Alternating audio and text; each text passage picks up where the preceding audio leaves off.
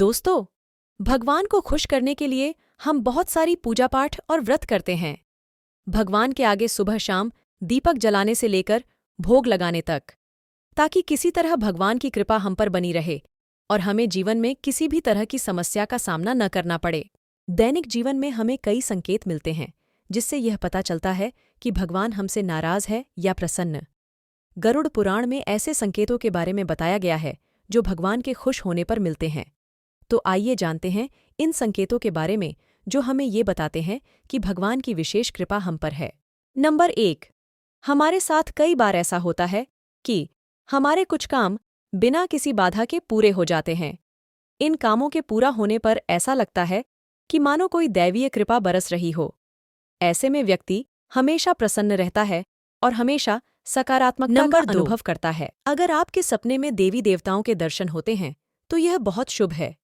यह इस बात का संकेत है कि भगवान की कृपा आप पर बनी हुई है।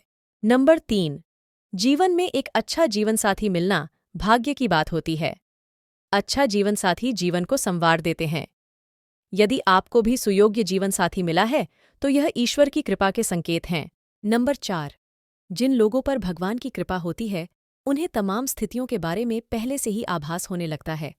ऐसे में वे कई घटनाओं का इशारा होने से पहले ही समझ लेते हैं।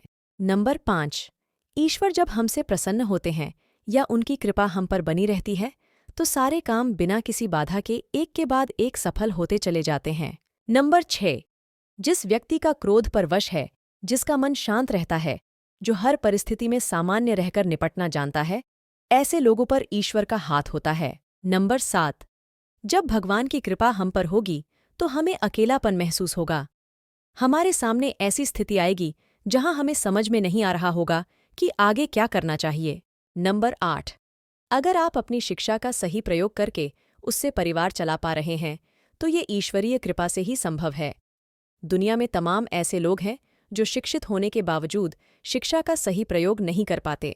यहाँ दी गई जानकारियाँ धार्मिक आस्था और लोक मान्यताओं पर आधारित है। इसका कोई भी वैज्ञानिक प्रमाण नहीं है। इसे सामान्य जनरुचि को ध्यान में रखकर यहाँ प्रस्तुत किया गया है।